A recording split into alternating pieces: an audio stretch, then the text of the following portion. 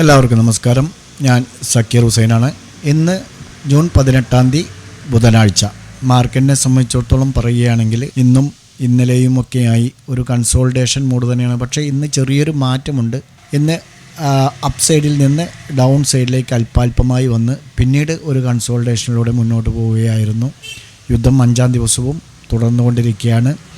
Market വിശേഷങ്ങളിലേക്ക് വരുന്നതിന് മുമ്പ് നിങ്ങൾ ഞങ്ങളുടെ ടെലഗ്രാം ചാനലിൽ ജോയിൻ ചെയ്യാൻ താല്പര്യമുണ്ടെങ്കിൽ വീഡിയോയ്ക്ക് താഴെ ഡിസ്ക്രിപ്ഷനിൽ ലിങ്കുണ്ട്, ജോയിൻ ചെയ്യാം. അതോടൊപ്പം ഞങ്ങളുടെ യൂട്യൂബ് ഒന്ന് സബ്സ്ക്രൈബ് ചെയ്യുക. നിങ്ങളുടെ സുഹൃത്തുക്കളായ ട്രേഡർമാരിലേക്കും ഞങ്ങളുടെ ടെലഗ്രാം ചാനലിൻ്റെ ലിങ്കും അതുപോലെ തന്നെ യൂട്യൂബ് വീഡിയോയുടെ ലിങ്കും അയച്ചു കൊടുക്കാൻ ശ്രദ്ധിക്കുക. ഓക്കെ, ഇന്ന് പ്രധാനമായും ഈ ഒരു ഇൻട്രാഡേ ലോ ക്രിയേറ്റ് ചെയ്തതിന് ശേഷം അല്പം മുകളിലേക്ക് വന്നത് ആട്ടോ സെക്ടറും അതുപോലെ തന്നെ പ്രൈവറ്റ് ബാങ്കുകളിലുമുണ്ടായ ചെറിയ പോസിറ്റീവ് സെൻറ്റിമെൻ്റാണ്. അവ രണ്ടും ഇന്ന് സ്ലൈറ്റ്ലി ഗ്രീനിലാണ് ക്ലോസ് ചെയ്തിരിക്കുന്നത്. എന്നിരുന്നാലും ഇറാൻ ഇസ്രായേൽ സംഘർഷം രൂക്ഷമായതിനെ തുടർന്ന് മാർക്കറ്റിൽ ഒരു ജാഗ്രത നിലനിൽക്കുന്നുണ്ട്. അതുകൊണ്ട് തന്നെ മാർക്കറ്റുകളെല്ലാം അൺസ്റ്റേബിളായി നീങ്ങുകയാണ്. ഇസ്രായേൽ നടത്തിയ വ്യോമാക്രമണങ്ങൾ ഇറാൻ്റെ നാതാൻസിലുള്ള ഭൂഗർഭ യുറേനിയത്തിൻ്റെ സൗകര്യത്തിന് കേടുപാടുകൾ വരുത്തി എന്ന റിപ്പോർട്ടുകളാണ് വന്നിരിക്കുന്നത്. ആ റിപ്പോർട്ടുകൾക്കിടയിലും രണ്ട് രാജ്യങ്ങളും തമ്മിലുള്ള മിസൈൽ ആക്രമണങ്ങൾ ഇന്നും തുടർന്നുകൊണ്ടിരിക്കുകയാണ്. കൂടാതെ ഭാവിയിൽ ഇൻട്രസ്റ്റ് റേറ്റ് കട്ടിങ്ങുകളെക്കുറിച്ചും അതുപോലെ അതായത് ഇന്ന് ഫെഡറൽ റിസർവിൻ്റെ മീറ്റിംഗ് നടക്കുകയാണ്. ആ ഒരു ഇവൻറ്റ്സിന് പുറമെ ക്രൂഡ് ഓയിൽ വില ഉയരുന്നതും കൂടെ US സമ്പദ്വ്യവസ്ഥയ്ക്കുണ്ടാകുന്ന അപകട സാധ്യതകളെക്കുറിച്ച് US ഫെഡറൽ റിസർവിൻ്റെ ആ തീരുമാനം, ചെയർമാൻ ജെറോം പവലിൻ്റെ അഭിപ്രായവും മാർക്കറ്റ് ശരിക്കും കാത്തിരിക്കുക തന്നെയാണ്. പലിശ നിരക്കുകളിൽ മാറ്റമൊന്നും ഉണ്ടാകില്ല എന്നാണ് മിക്കവരും പ്രതീക്ഷിക്കുന്നത്. എന്നിരുന്നാലും ഇപ്പോൾ നടക്കുന്ന ജിയോ പൊളിറ്റിക്കൽ ടെൻഷനുകളും അതുപോലെ താരിഫ് ടെൻഷനും മൂലമുണ്ടാകുന്ന ആഗോള അനിശ്ചിതത്വത്തിൻ്റെ വെളിച്ചത്തിൽ ഫെഡിൻ്റെ തീരുമാനം ഇന്ന് തീർച്ചയായും കൂടുതൽ നിർണായകമാകും. ഒരുപക്ഷെ 25 base point interest rate cut ചെയ്യാനുള്ള ഒരു സമ്മർദ്ദം ജെറോം പവലിനുണ്ടാവും. നാളെ വ്യാഴാഴ്ച മോർണിംഗ് സെക്ഷനിൽ ഇന്ന് നടക്കുന്ന ഫെഡ് യോഗത്തിൻ്റെ റിസൾട്ടിനോടായിരിക്കും മാർക്കറ്റ് പ്രതികരിക്കുക. മൊത്തത്തിൽ മാർക്കറ്റ് ഇന്നും ഒരു നിർജീവാവസ്ഥയായിരുന്നു. സ്ലൈറ്റല്ല 41 പോയിൻ്റ് നെഗറ്റീവിലാണ് നിഫ്റ്റി ക്ലോസ് ചെയ്തിരിക്കുന്നത്. ഇത് നിലവിൽ നടന്നുകൊണ്ടിരിക്കുന്ന കൺസോൾട്ടേഷനെ ഒന്നുകൂടെ ഫലം കൊടുത്തിരിക്കുകയാണ്. ടോട്ടലി മാർക്കറ്റ് കുറേ ദിവസങ്ങളായ ഒരു കൺസോൾട്ടേഷൻ മോഡ് തന്നെയാണ്. മോർണിംഗ് ഒരു 15-20 മിനിറ്റ് അല്ലെങ്കിൽ ഒരു അരമണിക്കൂറിനുള്ളിൽ നടക്കുന്ന ഒരു മൂവ്മെൻറ്റിന് ശേഷം പിന്നീട് ഒന്നുമില്ലെങ്കിൽ കൺസോൾട്ടേഷൻ തന്നെയാണ് നടന്നുകൊണ്ടിരിക്കുന്നത്. ഇന്ന് ഓപ്പണിങ്ങിലൊരു മൂവ്മെൻറ്റ് കാണിച്ചെങ്കിലും ആ ഒരു മൊമെൻറ്റം നിലനിർത്താൻ മാർക്കറ്റിന് കഴിഞ്ഞിട്ടില്ല. പ്രധാനമായും ഹെവി വെയ്റ്റ് സ്റ്റോക്കുകളിൽ ഉണ്ടായിരുന്ന ഒരു സെല്ലിംഗ് പ്രഷർ തന്നെയാണ് കാരണം. അതിനുശേഷം നേരെ ഡൗൺ സൈഡിലേക്ക് വന്ന് ഇന്നും ഒരു റേഞ്ച് ബോണ്ടിലാണ് ക്ലോസ് ചെയ്തിരിക്കുന്നത്. നിഫ്റ്റി 41 പോയിൻ്റ് മൈനസിൽ 24,812 ക്ലോസ് ചെയ്തിരിക്കുന്നത്.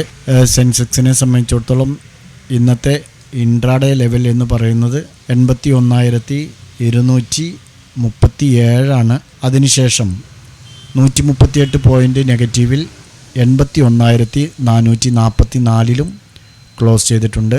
ബ്രോഡർ മാർക്കറ്റിലേക്ക് വരുമ്പോൾ നിഫ്റ്റി മിഡ് ക്യാപ്പ് 0.46%, അതുപോലെ സ്മോൾ ക്യാപ്പ് 0.23% നഷ്ടത്തിലാണ് ക്ലോസ് ചെയ്തിരിക്കുന്നത്.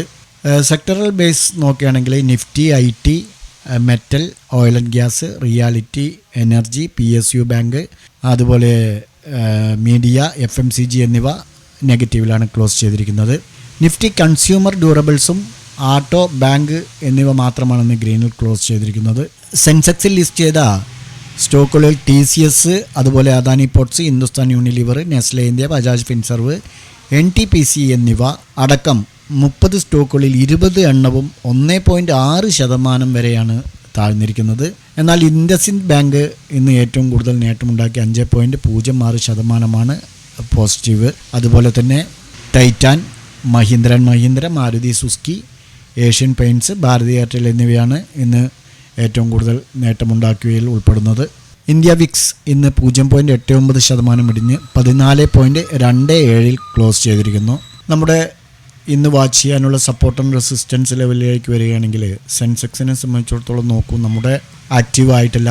ഒരു കണക്കിന് ഇതുപോലുള്ള മാർക്കറ്റുകളിൽ സപ്പോർട്ട് ആൻഡ് റെസിസ്റ്റൻസ് ലെവലുകൾ നമ്മൾ കൊടുക്കുമ്പോൾ അത് പെട്ടെന്ന് ആക്റ്റീവ് ആകാതിരിക്കുന്നതാണ് നല്ലത്. കാരണം ഇത് നമ്മൾ എൻട്രി എടുത്തു കഴിഞ്ഞ് വെറുതെ ടെൻഷൻ അടിച്ചിരിക്കേണ്ട ആവശ്യമില്ലല്ലോ.